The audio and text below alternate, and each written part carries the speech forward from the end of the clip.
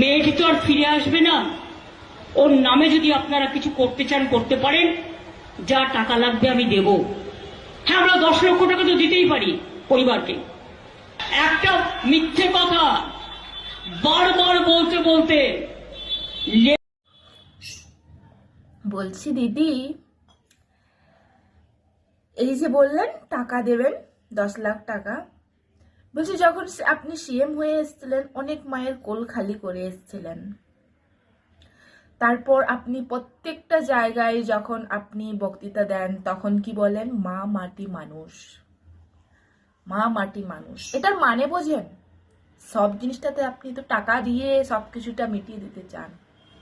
আজকে এত বড় একটা ডেঞ্জারাস, এত বড় একটা ভয়ঙ্কর ঘটনা ঘটার পর আপনি সেখানে কি বলছেন? মেয়েটাকে তো ফিরিয়ে দিতে পারবো না, 10 লক্ষ টাকা দিতে পারি।